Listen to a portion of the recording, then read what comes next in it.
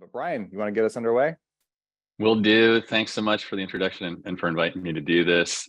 Thanks everybody for spending your beginning of your morning with us. This should be fun. And if it's not, then let's figure out how to make it more fun along the way. You can post some questions in the chat and Clay will interrupt me. I think that's the plan. And we'll address those as they go. So, I call this a pitch lab. We're gonna spend some time today. We'll be a little bit interactive today, but if I do this, when we do something like this one-on-one with a client, it's a very interactive process. And what we're gonna do is document some of the most important information about your business and the things surrounding your business in ways that you can pull together to form this pitch and to form multiple lengths of pitches and different kinds of pitches that you would use in different scenarios. You can see one style of pitch that I use for myself and Bruck Marketing uses on your screen right now. An incredibly short pitch, right? But for people that have struggled with this statement really hits home for them, right? You don't want to downplay the depth of your products or services, but you have a nagging feeling that you're confusing potential customers. We can help. Notice I didn't say anything about Bruck Marketing in there. What I talked about was my customer and the situation they find themselves in. Now, this statement may or may not apply to everybody on this call. What I specialize in is helping businesses that sell something kind of complex, kind of hard to understand, and translate that into language that their customers can understand. And for those people, they sit around thinking something like this all the time. And so when they hear that statement, they think, this is for me, and they pay attention. So what we're going to do today is we'll skip the introductions. Clay took care of that. Thank you, Clay. I'll give you a little bit of background on why we want a workshop like this, why a pitch lab, and then we'll just get into it. So most of us that are struggling to come up with a pitch feel like we're selling one of two things. Either we're selling gobbledygook goods, which are these complex offerings. They're awesome. We got something really great, but it's really hard to understand it, right? Because we're not selling something that people interact with on the daily basis or in their everyday lives, or even something that they know exists in the world. On the other extreme, a lot of us are selling things that are ubiquitous, that are everywhere, and making it sound like we have something that they can't get from everybody else that sells the same thing can feel like a challenge. Also, we have this disconnect between customers and businesses, right? Customers decide with emotions. They form lasting opinions in a fraction of a second. And I think as business leaders, as we're kind of creating our websites, crafting everything that we have to hand out to people and all of that, we kind of imagine that they're going to come to our websites and read the thing front to back, maybe pull up a few competitors' websites and do a pros and cons list and reach some kind of a very thought out decision. But the reality is that they make a decision very, very quickly. And as they're reading your materials, as they're reading your website, as they're having a conversation with you, what they're actually doing is looking for data to support the conclusion that they've already reached. So what we want to do is form a very positive emotional connection with our customer as fast as we possibly can, so that as they're listening to our message, they're listening with wild abandon, right? They want to believe in us, versus if we make that bad first impression, they're looking for the gotchas. They're waiting for us to say something that they go, oh, that's what I thought you were going to get me with, right? So they're seeking validation the whole time that they talk to us. Business leaders, our challenge is that we know too much about our business, and it becomes really hard for us to separate what's common sense from what we know, because we live and breathe this stuff every day and have done for years. We tend to overvalue features because we work so hard to develop the features that we have to offer our customers. But what they want to hear about is how we can change their lives. And features don't necessarily speak to that. Sometimes they can. It can be important to talk about features, but we definitely want to make sure that we're talking about how we can change our customers' lives. It's a race to achieve clarity, but there's a lot to say. So we have a blog about this on our website, and there's a link at the end of the deck that we can point you to if you want to learn more about this. But these are some of the talking points in a long form message that we want to make sure that you touch on somewhere. You can see that's a lot, and you're trying to build a succinct message. So how do you fit this all in there? Business leaders, again, tend to want to talk about features and differentiators, and messaging experts often want you to focus on things like social proof. In other words, what are other people like you doing, right? And people look at that as a guide for what they should be doing themselves. And empathy, right? Also, your customers have some questions, right? And it's important that we're really thinking from the customer's perspective and what it is that's on their mind while we're talking to them or delivering a message to them. So their first question is almost always, should I pay attention? That's because they're exposed to thousands of ads every single day. Thousands of people are trying to get their attention for some product or service. And they have to tune almost all of it out. Give me one sec. They have to tune almost all of it out. And so they're looking for guides as to what they should pay attention to.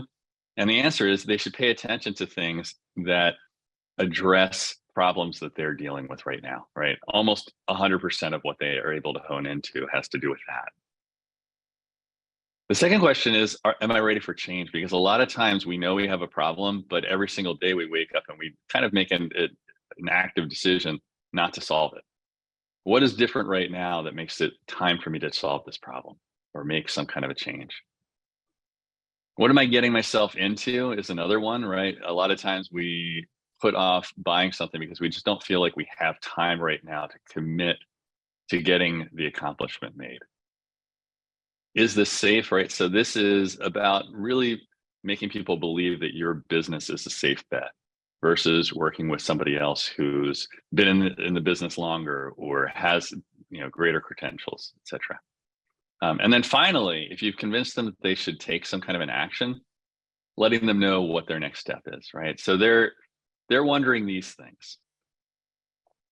Remember I showed you that list of 30 some items that are kind of talking points for your message.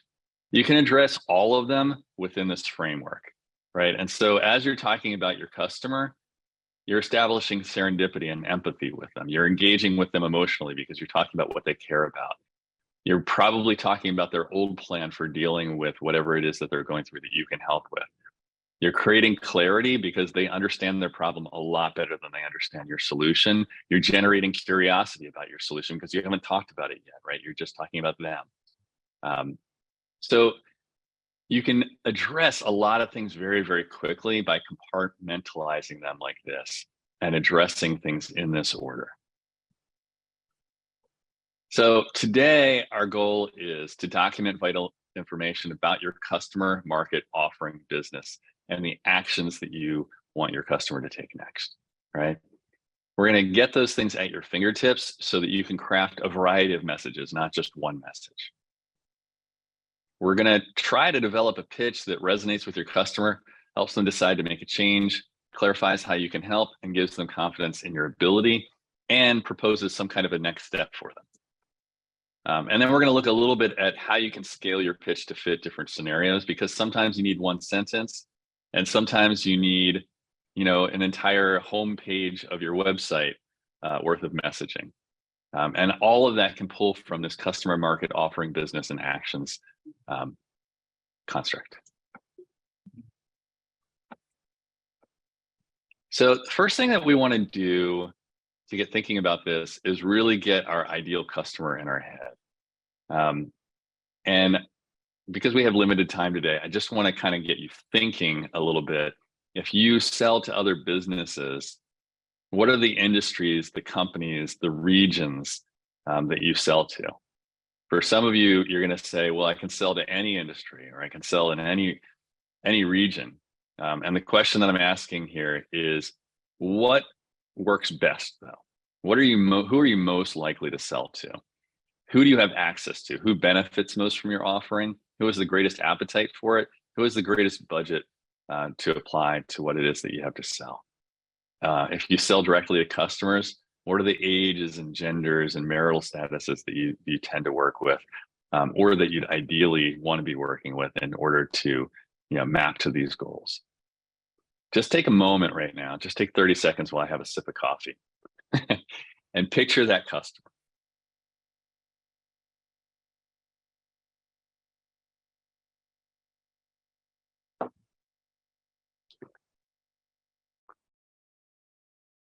All right. Now, let's do this exercise together, and hopefully everybody's got a pen and paper. What I want you to do is picture three versions of that ideal customer. One of them is in a diagnostic stage. So they're dealing with something. Maybe it's a challenge, maybe it's a problem. Maybe it's just, a moment in their life where they're ready to do something more exciting. But they haven't figured it out. They haven't figured out what's going on yet. They just know that there's some kind of a symptom. You also would have, second idea, somebody who understands their symptoms and is trying to deal with them in some kind of a way, but not hiring somebody like you to do it. You also might have somebody who has hired somebody like you in the past and it didn't go well and they're burned. And what I want you to do is, for at least two of these, write down on your piece of paper in their words what they're dealing with. Right. And I want you to put it in their words because it's really hard at this stage to not start talking about your business. This person doesn't know anything about your business yet. All they know is some symptoms that they're dealing with, a workaround that they've been trying to use that's frustrating for them, or something that they tried that just didn't go well. And I want you, in this case, to talk about what didn't go well about that. Take a minute and write that down.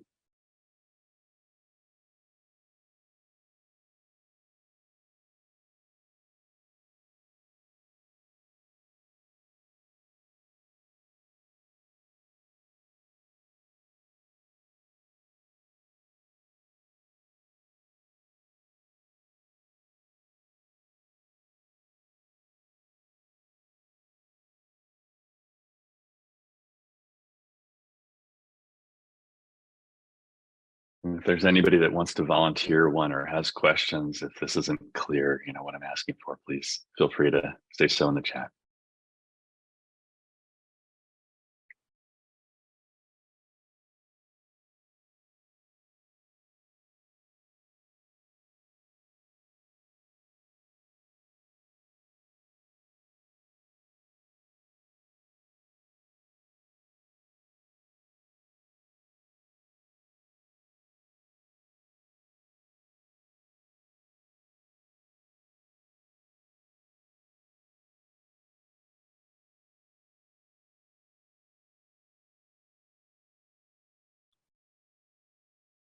Give you like 15 more seconds here on that.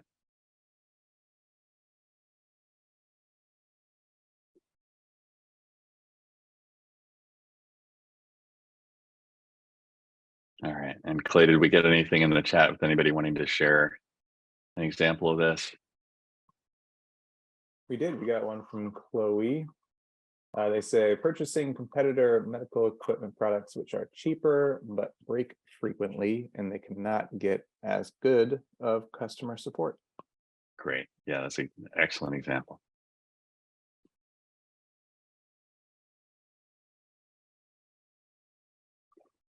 So that's an example of burned for everybody playing at home. Anybody else? Last chance to volunteer one in the chat. No pressure to do that, but we're all interested to hear what's going on there.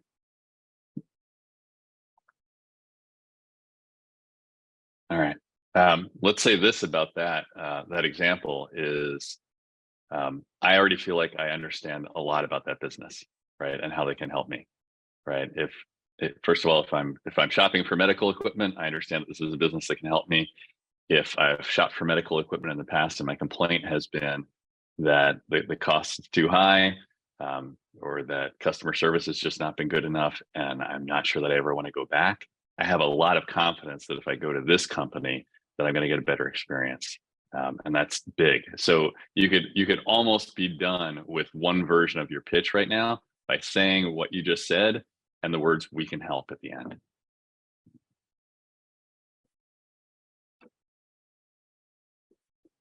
So the first thing that we want to do is create some kind of an empathy statement, like what we just heard. So the customer's current plan often hurts, right? They're doing something right now. Either they're working with a competitor or they're struggling through their problems on their own. And very often it's a painful process, right? And so if we talk about that, we have their attention, they understand that they are our audience, and so they lean in and pay attention. We remember the hardest thing is just getting their attention to begin with. The other thing that we can do is deposition and differentiate, which you also just did in that statement, right? So the competitors plan hurts. The competitors, are setting prices as high as they can get away with. They're basically providing poor service, and we can essentially position ourselves as your best option if we know that what the market is hearing is saying, what most customers are saying is, look, I'm just fed up with the industry because everybody is just shooting up their prices and giving poor service. You are positioning yourself as the best option. If you're giving a spoken pitch, I mean, this is kind of the extra credit, is to have a conversation first, right? A little bit of a conversation, and personalize your message on the fly, right? You can grab attention of your audience by directly referencing things that you heard them talk about, and fitting that in. And if what they're talking about is the pain that they felt trying to solve a problem on their own, you have a great opportunity to really be specific and speak to them. So first part of our message feels like that, right? It's either this statement of the fundamental problem that the customer is facing, or the secondary problem, which might be too high prices or poor customer service, are great examples of those. And those are, in this case, stemming from competitor experiences.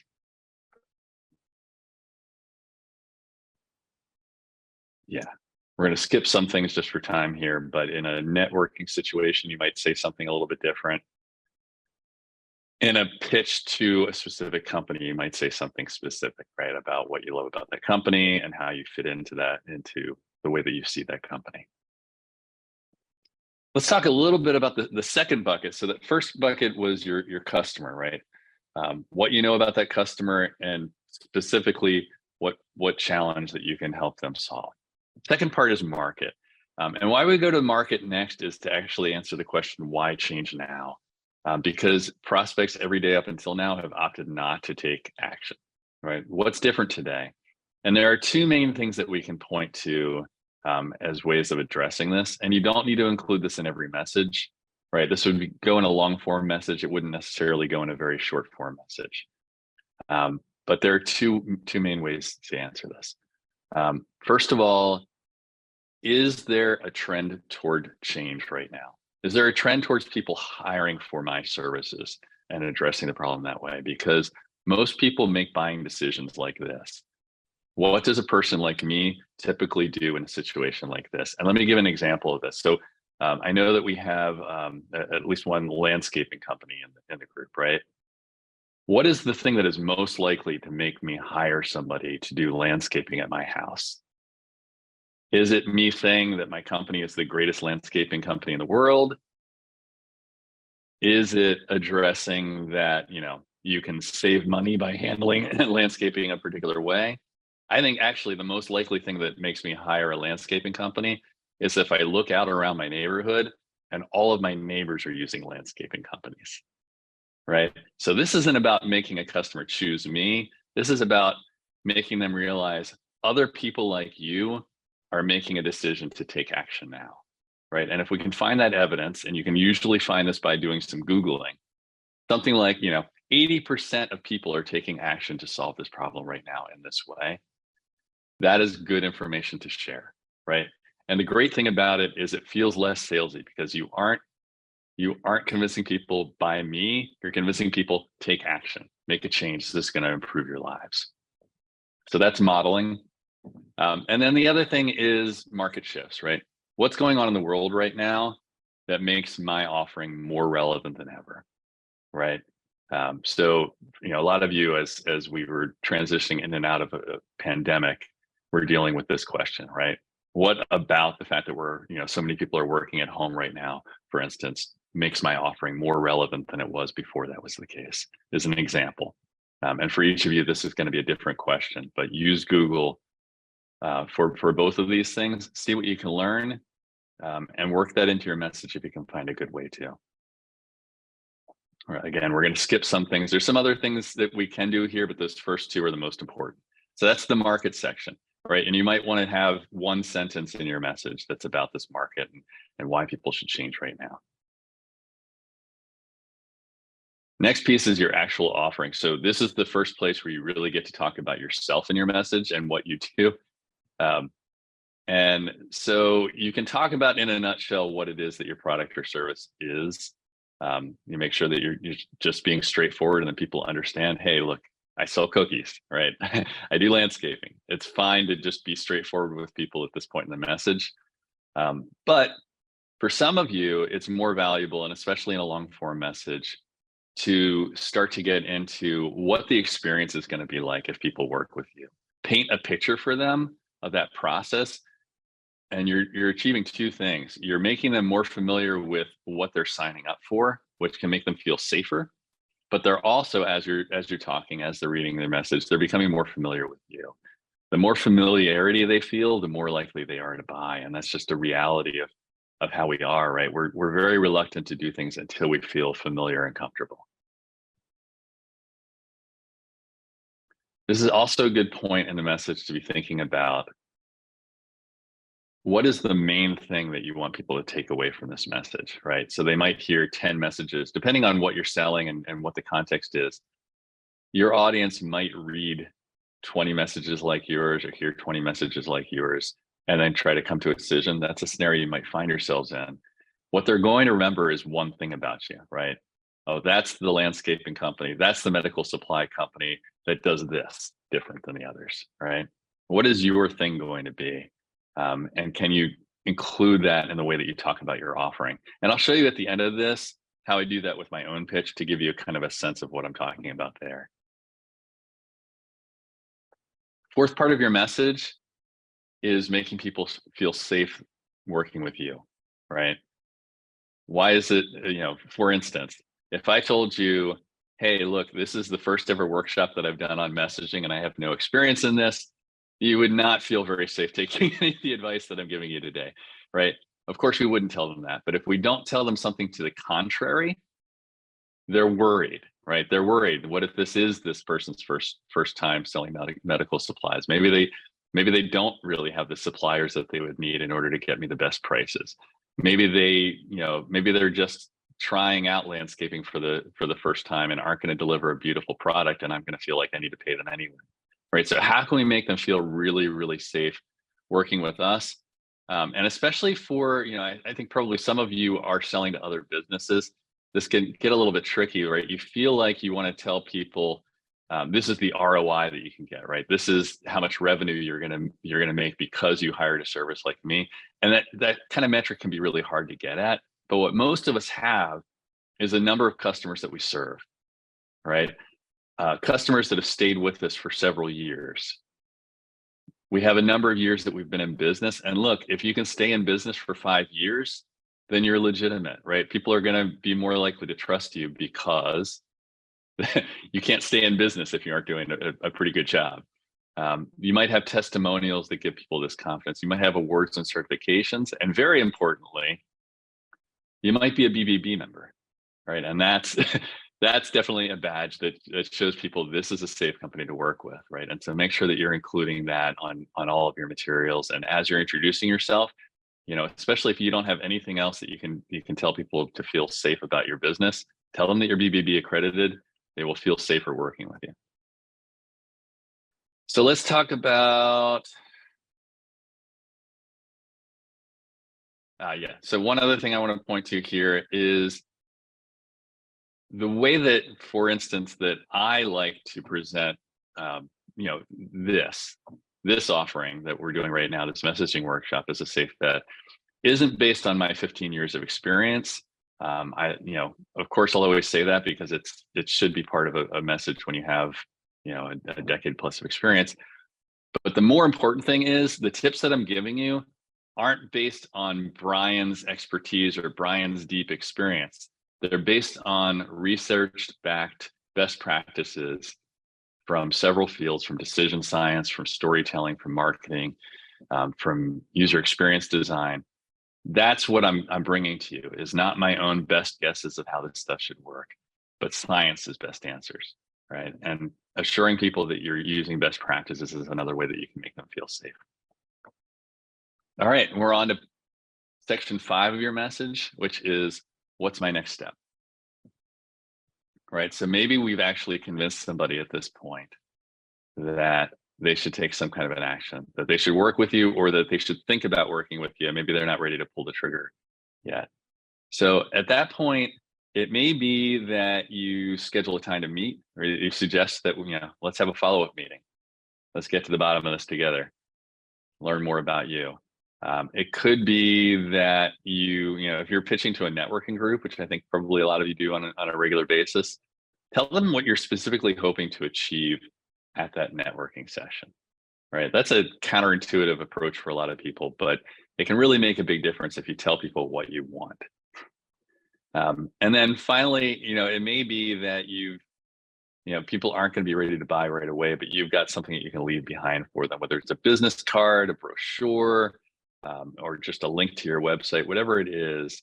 Let them know that that's the next action that they can take, is taking that brochure, going to that website, etc.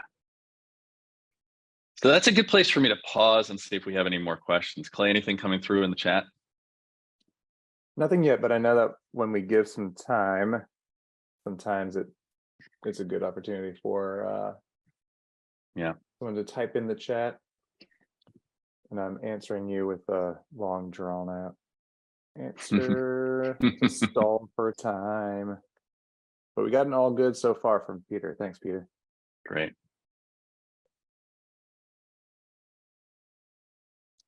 All right. Well, nothing yet. All right. Well, let me show you a few versions of my pitch. And I'm going to read out loud, even though that's my least favorite thing to do in a workshop, is read what you see on the page, but I think that's the best thing to do here. So these are the 5 steps on the left-hand side: customer, market, offering, business, and action. Okay.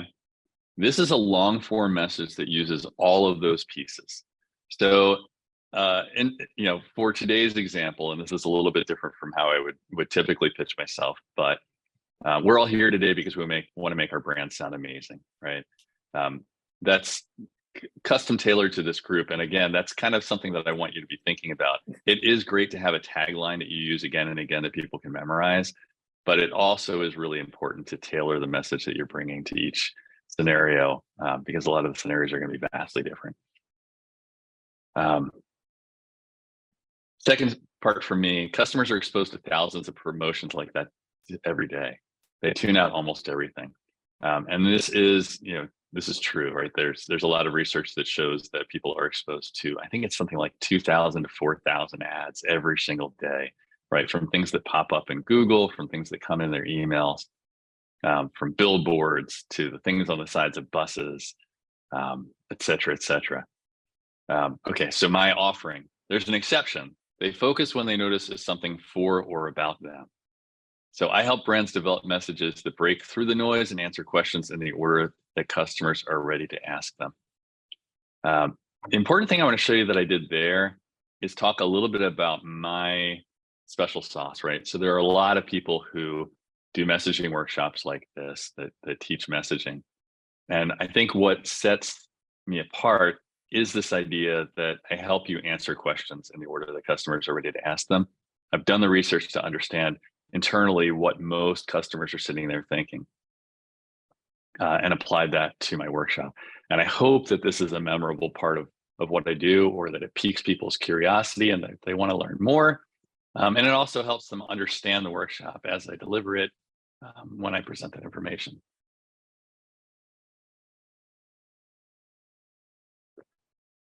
Business. I already told you my approach to this is it's an approach based on the best practices of behavioral science, user experience design, and storytelling. And again, I'm telling you this because I want you to feel safe that these aren't just my best guesses, right? These are the best practices of various industries. And so they're a safe bet to follow, versus trusting Brian Gundersdorf, who could be anybody. Now, I could just as easily have said here, I have 15 years experience doing this. I've worked with Coca-Cola and Samsung. I've worked with dozens of small businesses to develop the messages that they're using on their website. All of that stuff could help you convince that you're in a safe place. but this is the one that I choose to lead with. And then finally, for a day like this, what is it that I want you to do? I'm, not really here trying to sell Bruck Marketing services, although we're very happy to to take anybody's business if they're looking for more support, either in lead generation or message development or graphic design. But what I do want you to do is take the opportunity to check out more of our free resources, which you can find on our website. And if you don't want to write down that URL, in a minute, we'll be on a slide that has a thing you can scan with your phone too. And so that's the next step for you. So that's my long form message. Now, what I want you all to do, either during this call or afterwards, is follow this pattern. And you can use mine as an example to follow through to make sure you're on the right track. But what's really hard to do, and the important part of this, is make sure that you get at least this far, at least through customer and market, without actually talking about yourself much, right? This is about your customer and your market. It's not about your offering. Your offering starts here. This is how we open with empathy. We start the story in our customer's world, and then we lead them into ours. Now, how do we make this a shorter message? So for me, I have the one-liner that we open this deck with, right? You don't want to downplay the depth of your products or services, but you have a nagging feeling that you're confusing potential customers. We can help. What I want you to notice about this, here's what the yellow icon is trying to show you, is that's only about your customer, right? I haven't talked about myself at all here. I haven't said this, I have a messaging workshop. I haven't said I can present I can do a class with you. I haven't said I can write your message for you. I'm just stating what I know to be the problem, the feeling that so many customers have that I work with. And then I just throw the words "we can help" at the end. And for so many of you, this can be your one-liner, right? The same idea. Say the thing that your customer is dealing with that you can help with, and then say "we can help." And that's an important message. It generates curiosity. And what you hope for from there is that somebody wants to have a conversation that fills in the rest of the blanks. That's one kind of message. Another kind of message is the one where somebody asks you, "What do you do?" Right? And if somebody says, "What do you do?" it feels awkward to say something like, "You don't want to downplay the depth of your products or services," right? That's more of a written pitch on your website at the beginning of your decks, etc. When somebody asks me, "What do I do?" though, I do still do this one thing that can feel very awkward the first couple of times that you do it. And it's that I talk about the customer problem first. When somebody says, "What do you do?" it's very tempting to first say, I help brands develop messages that break through the noise, right? Very tempting to start there. What I do instead is I say customers are exposed to thousands of promotions every day. They tune almost everything out. Most of you know that, right? And I've got your attention because you realize that's exactly what I do. I tune almost everything out. It's hard for people to get my attention. And for me as a business leader, I'm nervous that other people are dealing with that with my message and that it's disappearing into the noise. I've got your attention. I've created clarity. I've created empathy. Now I can say, so I help brands develop messages that break through the noise and answer questions in the order customers are ready to ask them. And I've done two things very quickly there. People, first of all, digest the first part of this next sentence much more easily because of the first sentence. It makes more sense to them. And then at the end of this, again, I've kind of snuck my secret sauce in there. I've created some curiosity by talking about answering questions in the order customers are ready to ask them, because now people want to know, well, what is that order, right? And hopefully, the way this conversation goes is they say, "What do you do?" I say all of this, and they say, "Oh, what are those questions?" Right? We've generated the beginning of a conversation, which is the most important thing that your pitch can do when you're having a conversation is generate more questions and keep the conversation going. This is another good point for questions. And we've gotten through the material a lot faster than I expected today. So we have plenty of time for questions. If anybody wants to raise their hand also and share a little bit about the customer challenge that they're helping to solve, or give examples or run anything by me right now, we can deal with you, with whatever you've written one at a time.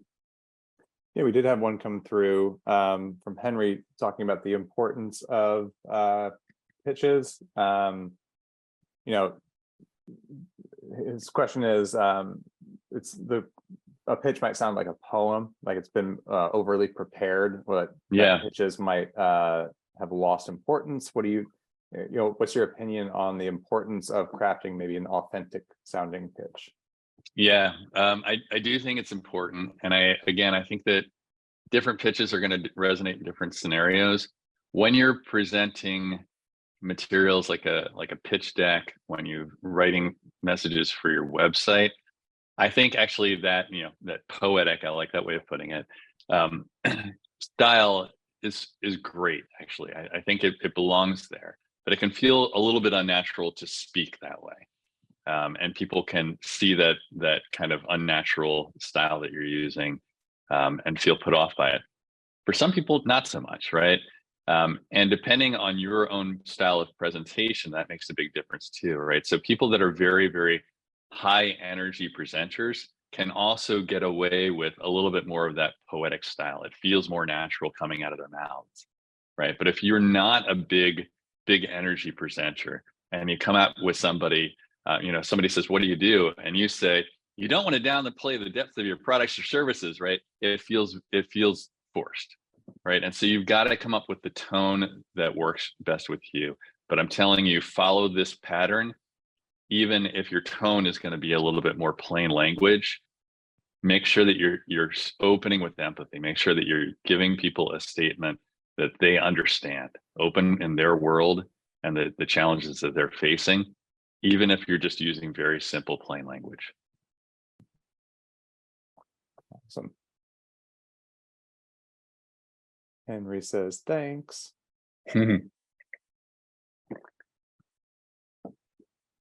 Anyone else? Anyone want some help thinking through what that opening statement of empathy would be for your business? Feel free to raise your hand too. You can always unmute.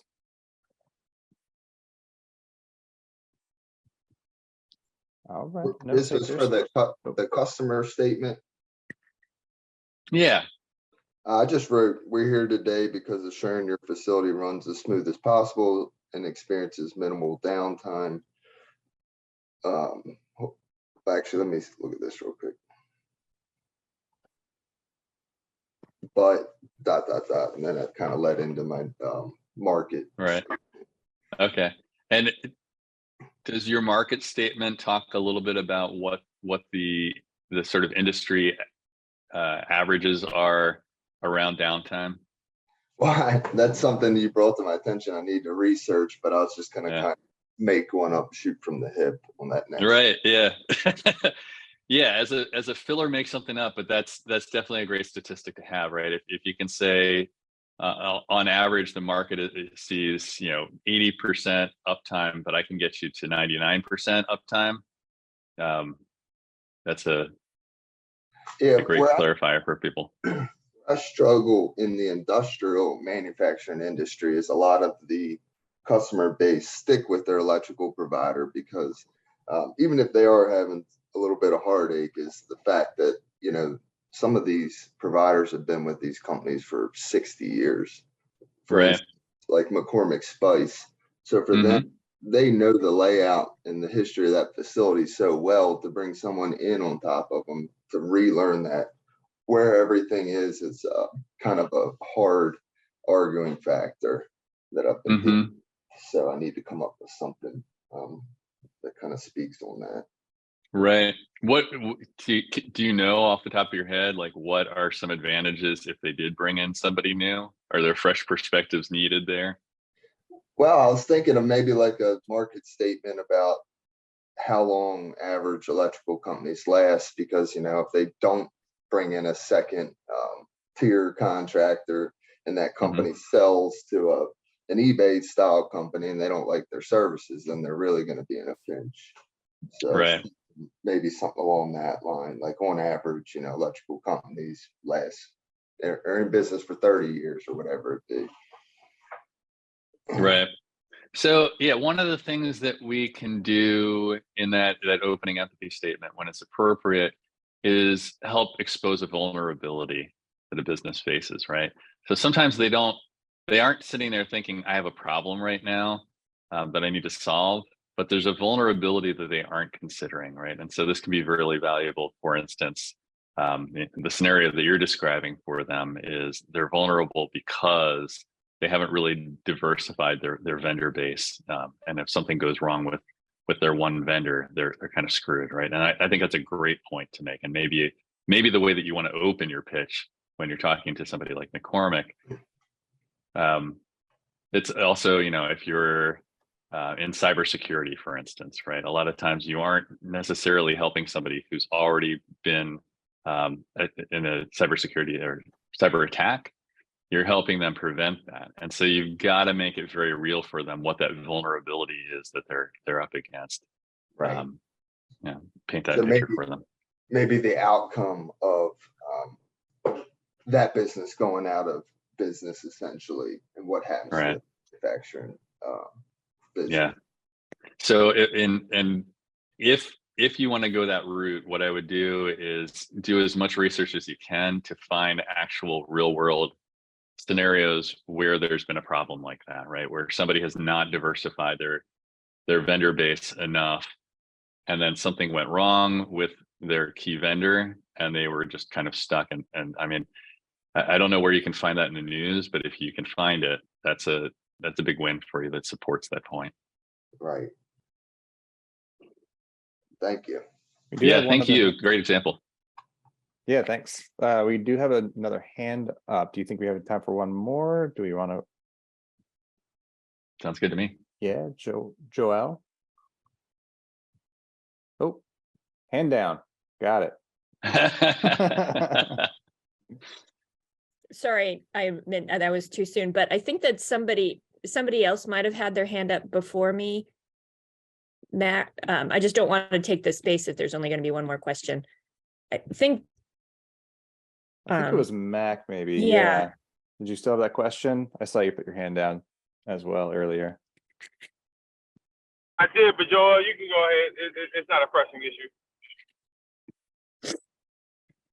Okay. My question, I have a music SaaS business, and it's supposed to, it's a tool that is, the market is very undersaturated. So there's not anyone else, maybe besides one other company, that offers the service. So starting with empathy, I think I haven't quite figured out maybe how to do that. As to identify the problem is already, there's not a lot of emotion attached to it. So the idea is that if you're a music teacher and you're directing student ensembles, and kids are not understanding how the music goes, and you waste a lot of your time together, like trying to teach them basic things about this is how your part goes and this is how it is in the ensemble. We see this as a problem, and our product helps kids figure out how their part goes on their own. So then when they come into the rehearsal, then everything, your time together goes smoother. You can make more efficient use of the time. But it seems is your buyer the ensemble leader? Yes. Okay, good. So you are solving a very clear pain point for them, right? Which is that kids keep coming in and they don't have the basics prepared. And so it's hard for you to work with the group and achieve that next level of performance, right? That's right. Yeah. I think that's the opening empathy statement is directed towards that ensemble leader.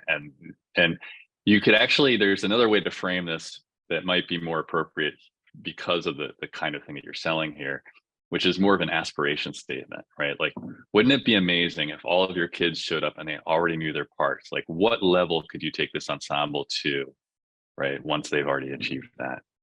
And that might be the way for you to bridge that. And in saying it that way, right? You're talking about their aspiration, but when they listen to it, they're feeling their pain, because what they know is happening right now is that people are coming in unprepared, and they're spending that time that they had pictured working on dynamics, right? And nuances of the pieces, and instead they're spending on it working one-on-one and helping people learn, the notes that they're supposed to play, right?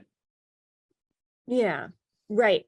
I wonder, when we do make this pitch, and we haven't seen a lot of success with it, where would be your best? Have we not identified then the right audience that this seems to really not be resonating with people? So specifically, and by the way, I'm a musician, so you've got my attention. And if you want to write me after this, like I'm happy to spend a little bit more time on this too if we run out of time here. But who are you pitching this to right now? Are you going to schools or something else? We've talked to like middle school or like early high school level ensemble directors. We had a lot more attention during the pandemic. So pivoting out of it, where we lost a lot of customers. Yeah, even though they'd seen it sort of work. So yeah, I don't want to take up too much time, especially if you're willing to talk to me later. But yeah, I'm wondering where we're not kind of making the right connection. Okay. Yeah, Clay, I don't know how much more time we can really allocate, but I'm happy to keep going a little bit here if you. Yeah, we got a few more minutes. I Okay. think we actually scheduled this until 9:30. Okay. Looking back on my Great. marketing, so yep. Right. So tell me, how are you reaching that audience?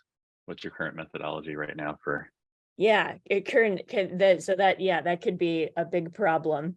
But where we've started, we kind of put aside because the money that we were spending trying to reach people through advertising was seeming kind of wasted. But when we get the opportunity to talk to people directly, which we've done that just really through personal contacts and personal contacts of personal contacts of people that we think, that we know we have a personal relationship or have a personal relationship with someone that does, that we know that has this problem, that there hasn't been that interest. We haven't been able to connect with those people. All right. And when they give the feedback as to why they're not interested, or do they give feedback? Is it about budgets? Is it about being concerned that they won't get the value that they want to get out of it? Yeah, maybe the feedback hasn't been so explicit, but the impression that I get is that they're at the not ready to make a change stage. That there's they don't see a big enough problem. Involved. They don't see a big enough problem to be solved. Is that? Maybe that's what it is. It's not a big enough problem to make a change. Okay. So this may be a case, and really, like, we've spent a couple minutes here together, so take this with a grain of salt. This is kind of for everybody. When you're faced with this idea that your customer does not see a big enough problem to be solved, it may need to be time to pivot and focus on a different problem that this could solve. And that's not just about messaging, that's about the strategy of your company, right? Strategy and messaging, I think, are kind of inextricably linked. Very, very often as we get into messaging with clients, what we learn is there's a strategic thing that needs to happen here. And once that strategy is in place, we can talk about the strategic change. We can talk about things differently. Okay.